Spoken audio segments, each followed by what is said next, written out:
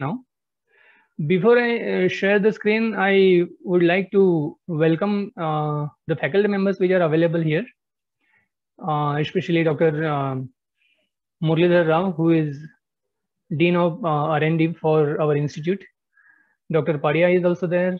Then please forgive me if I forget to call somebody, some faculty member's name, because I have to search in the list and then call on. Okay, so Professor Sudhakar is there, Professor Johnson, Professor Junaid. Who else is there? Well, I see these names.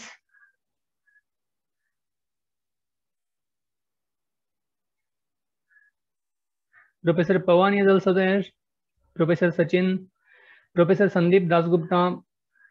Okay, so I see all these names. By chance, if I have not called out your name and if you are present as a faculty member here, please bear with me for that. Okay, so once again, I welcome all the faculty members here on this very first introductory session of this particular new course which we are going to float from today, that is aspects of research. I also welcome all the students of third year, both the divisions A and B, to be part of this particular session.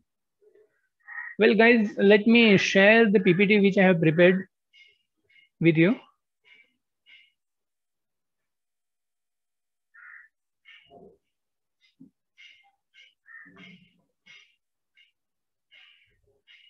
I hope you are able to see this.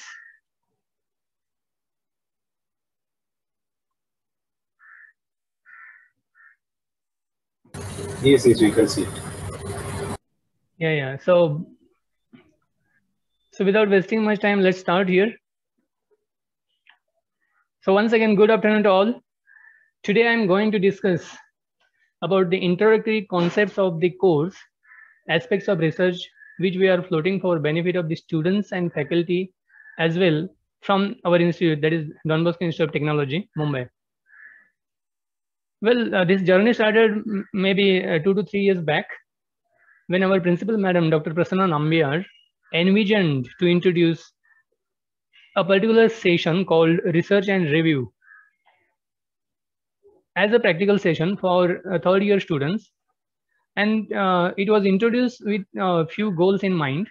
They were not really spelled out the way I'm going to do it right now. But then, apparently, these were the goals.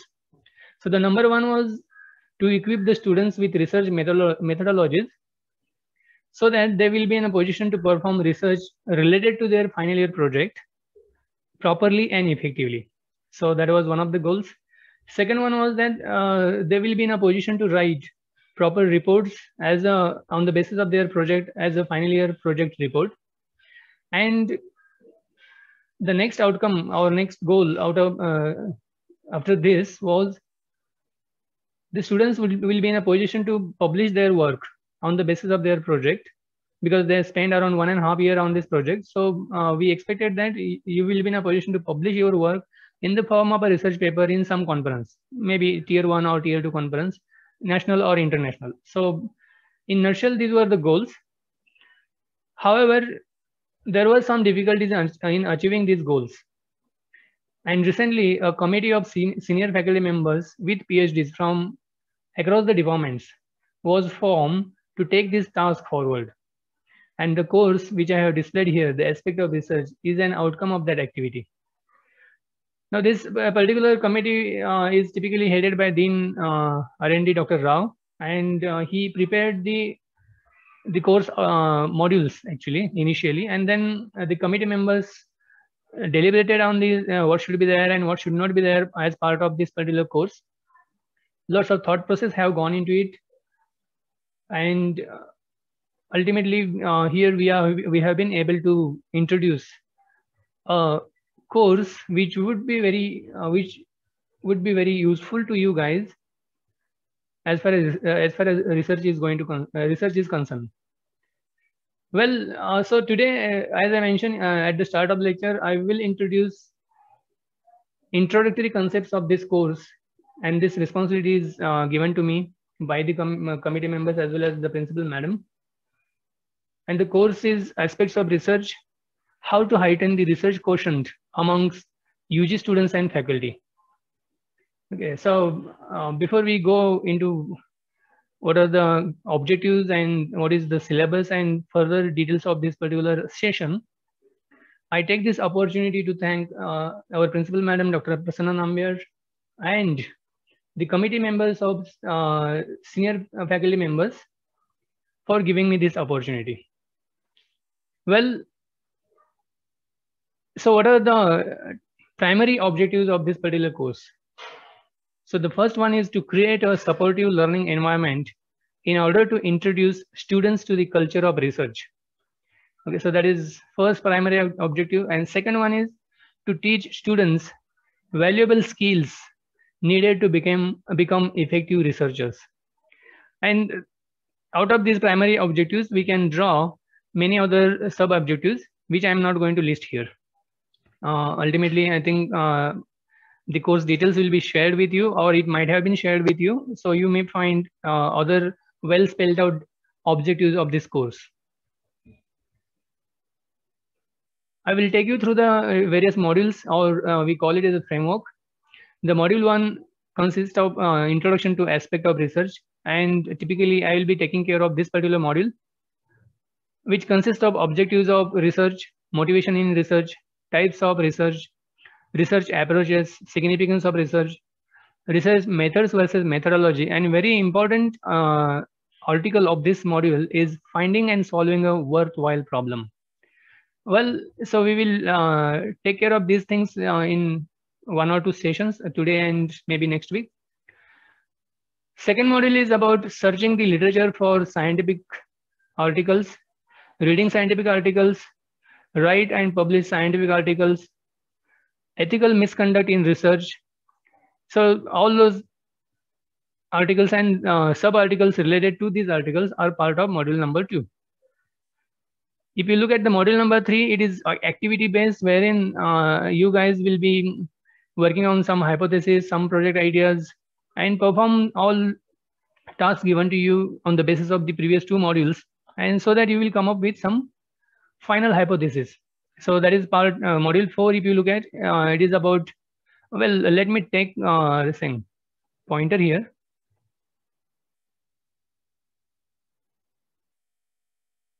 Yeah, so module 4 is about project proposal review draft and its presentation.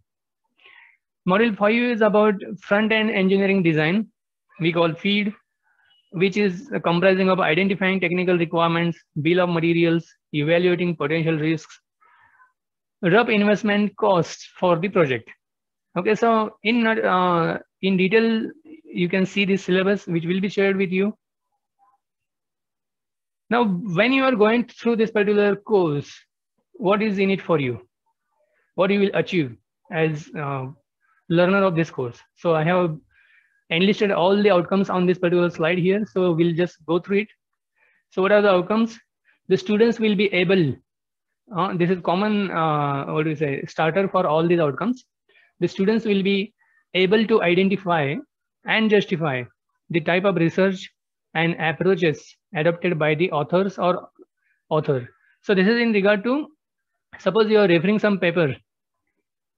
And when you go through that paper, a research paper I'm talking about, will you be able to identify and justify the type of research and approach adopted by the authors of that paper in that? If you are able to do that, then we can say, yes, you are undergoing this course is successful. Given a situation, students will be able to analyze and evaluate the kind of research approach to be applied. Okay, so you should be in a position to do that. Students will be able to prepare a comprehensive literature review. Students will be able to define objectives and research questions. As a learner of this subject, aspect of research, you will be able to formulate the hypothesis, and on the basis of this hypothesis, design and develop models. And finally, you will be in a position to perform validation and verification of these models. As a learner of this subject, you will be able to do comparative evaluation of the different hypotheses. And after this particular comparative evaluation, you will be able to frame the problem statement and justify the same. And this is the one of the important tasks at the end of this particular course. So students, you will be able to present the draft, which is like sort of a review paper or a project proposal, following the requirements of technical documentation. And finally, you will be able to estimate a rough cost for your project. And if you, after going through the this particular course, if you are able to do all those things, then we can say that this particular subject which we are floating is a successful endeavor. Now, coming to the introduction to research, as I mentioned at the start of this particular session, I am going to deal with the module number 1, which talks about introduction to research. Okay, so let's go ahead straight away in the what is meaning of research and all those things. But before we do that, let me take you to the very basic question. What is the purpose of human life? Okay, so now on the basis of what is the time, what is the place and circumstances you are in, you will have different answers for this question. Different people have different answers for this question. Different civilizations, different societies have different answers for this question. I have tried to enlist few of them, but it is not a complete list. Very few of them I have listed here. Just to ensure I am audible, can somebody just let me know I am clearly audible?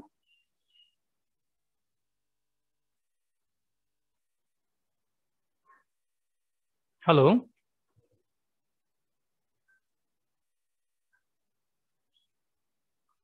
Yes, sir, you are audible, more audible. Okay. Thank you, sir. Thank you very much. Yeah. So for few people, purpose of life could be to become rich. For some people, it may be to be healthy, just be healthy. Many of us, it may be just to enjoy through material senses.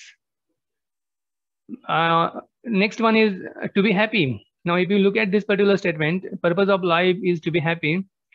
This is very important because if you look at the history of human civilizations, there have been a specific endeavor towards this kind of this particular purpose of life, that is just to be happy throughout the life. Okay, and therefore you will see that nations are also being ranked on the basis of what is the happiness quotient of that particular country, or happiness index, you can say. Next is very important, which I have mentioned there, to rule a tiny portion of a tiny planet called Earth in the expanse of the universe. Now, many of you may say, what is this tiny? But then you may be in a position to understand this, or I will not spend much time on that. Why I'm saying tiny is that because in comparison to Earth, we are very tiny. Earth is very tiny in comparison to Sun. Whole solar system is very tiny in comparison to Milky Way, and the Milky Way is just a part of the local group and whatever the so-called observable universe. And what is beyond the observable universe, we don't know. Okay, so in that, if you go for say cosmological distances, our existence is like we are nowhere. We are close to zero, not even a dot. Okay, but still, this particular desire of ruling over the material things like property or people is there almost in everybody. Okay, so that can be a purpose of life for many people. To be famous is another typical purpose of life you will find. To be successful, this is something which connects or relates with almost everybody. I want to be successful in life. Okay, but then this list is never ending. Therefore, I have put so many dots in that. But nobody knows the real answer for this question. What is the real purpose of human life? But we'll go with the particular statement of to be successful, which connects with majority of the people across the nations, across the religions, across the, what do you say, different societies and civilizations, you can say. Or in general, we can say to be successful in life is a purpose of life for majority of the humans which are on this planet. Okay, now you will wonder why I'm telling these things in relation to when I'm going to introduce you to research, but that will be unfold in 1 or 2 slides. So stay with me, please bear with me. Now, to be successful, we are picking from that. And what is meaning of to be successful? Now, when you look at the word success, you will find many definitions of that. So I have picked up a typical definition which says progressive realization of a worthy goal. Now, worthy is very important word, and progressive is also very important in this. Now, what is meaning of worthy goal? Say, for example, you are in third year of engineering. Why you have joined this particular course? Because you want to be engineer and have a degree, like be Bachelor of Engineering in Mechanical Engineering at the end of the 4 years. So that is the worthy goal for you. So because that particular degree will give you some benefits afterwards. Okay, so in your case, the worthy goal is to become or to acquire a degree of Bachelor of Engineering in Mechanical Engineering. But now you cannot acquire that degree immediately. You cannot jump from, say, primary or secondary high school to the engineering college. So you have to take your 10th, you have to take your 12th standard examinations. And even after that, you have to go through continuous assessment of IAS, then NSEM examinations, submissions, oral examinations. For almost altogether in all, for over the period of time of 4 years, you undergo almost 40 subjects, 40 different subjects. So that is what is meant by progressive realization. Okay, so this is typical one example. But then, okay, so if you talk about worthy goal, I will take one more example between the nations. Well, during the Cold War, there was a competition between USA and USSR, that who will reach moon, or who will reach the moon first. That was the thing. So there was that was the worthy goal for American people, and the whole institute of NASA worked towards it. And the NASA consists of so many scientists. Everybody was working towards this goal of putting the human foot on the moon before some other country does it. And they did it. But they did it over the period of time through many failures initially, and then they were successful. Okay. So success is about progressive realization of worthy goal. Then there are, I will take you to the different types of success, spiritual and material. We will not go into details of spiritual success. Material success has 6 attributes: power, wealth, beauty, popularity, knowledge. 6th one I will not discuss at this juncture because many of you may not be able to relate to that. Well, even if you look at the first 5, and if you are able to acquire some percentage of that, in general human society, you will be considered as a successful person. Like if you are powerful, like for example, if you become some government official, if you become some minister, if you acquire some authoritative position, you will be considered as a powerful person. Okay, and successful person. If you acquire wealth, some or other, nobody will ask what way. But if you have wealth, lots of money, if you are rich, then you will be considered as successful. If you are beautiful, now at this particular point, I would mention that the features you get at the time of birth are not in your hand, but you can maintain your physique. You can actually take care of that. Lots of research in anti-aging is going on. So if you endeavor towards that, you can be handsome and beautiful. And there is a very nice statement which says that beauty lies in the eyes of beholder. Okay, so if you maintain that, like typically if you see all movie actors, they are beautiful, whether that person is a villain or hero. Basic requirement is that they should look beautiful. Okay, and beauty is one of the aspects of material success. Popularity is understood. If you become popular, and this is like sort of desire of everybody, I want to be center of attraction. Okay, so that is the case. Everybody wants to be popular, and somehow or other, if you become popular, you are considered as successful. Knowledge is also considered as one of the very important aspect of material success. Therefore, you see there are so many higher education institutes, IITs are there. Many of you may be planning to go to US universities or foreign universities for your masters or masters in engineering or MBAs, business administration, whatever. So this connects with us very nicely, this particular attribute of success, knowledge. Okay, so I will elaborate on this particular aspect of material success on my next slide. Okay, so what is knowledge? We know all it, but just for sake of repetition, I will take you through the definition of knowledge by Cambridge and Oxford Dictionary. So understanding of or information about a subject that you get by experience or study, either known by one person or by people generally. That is what is called as knowledge according to Cambridge Dictionary. Facts, information, and skills required through experience or education. The theoretical or practical understanding of a subject is knowledge according to Oxford Dictionary. Now, when it is pretty straightforward, so I will not spend much time on that. I would like to spend time on the following 3 points. Okay, so there are 3 kinds of evidences according to Vedic literature, or we can say there are 3 ways of acquiring knowledge. Okay, so number 1 is Pratyaksha Praman, that is called as direct evidence. Second one is Anuman Praman, that is on the basis of inductive understandings, which takes us to speculation and prediction of the future.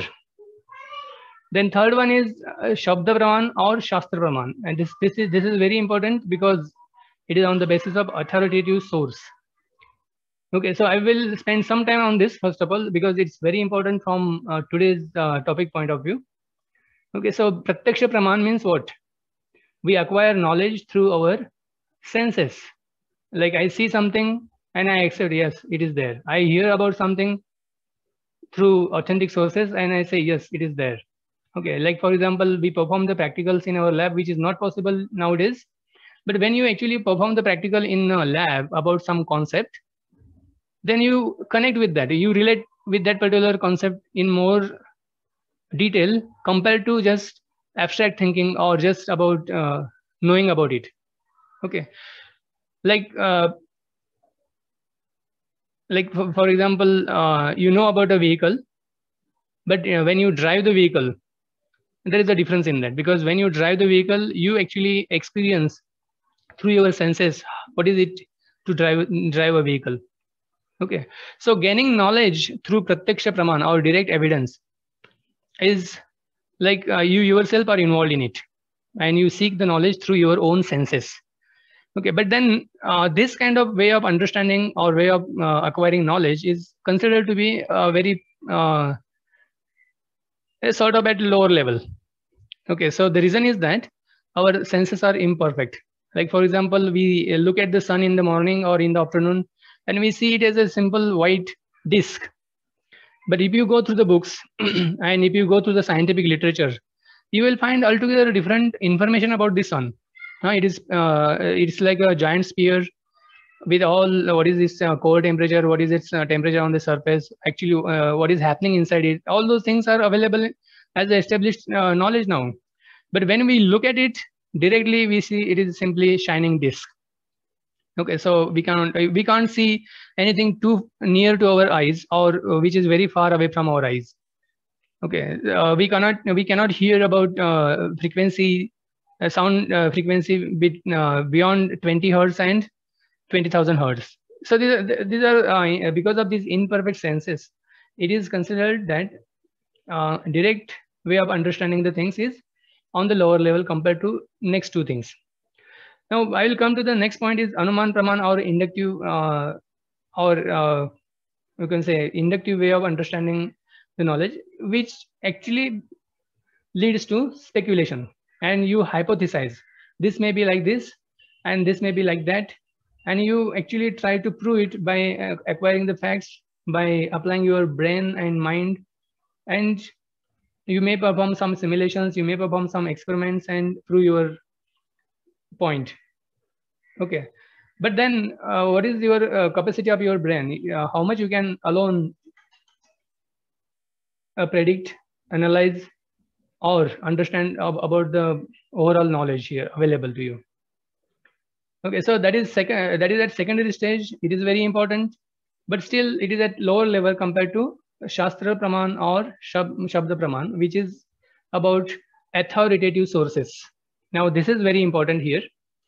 Now, what is meaning of authoritative sources? Gaining knowledge from authority. That is what is meaning of that. And therefore, we rely on reference books to understand some concepts.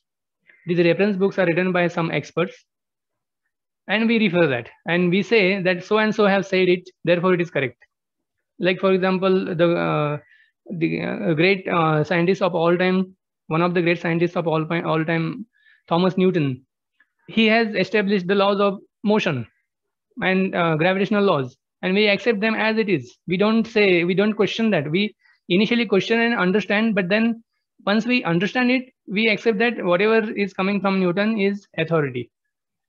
Okay, so authoritative sources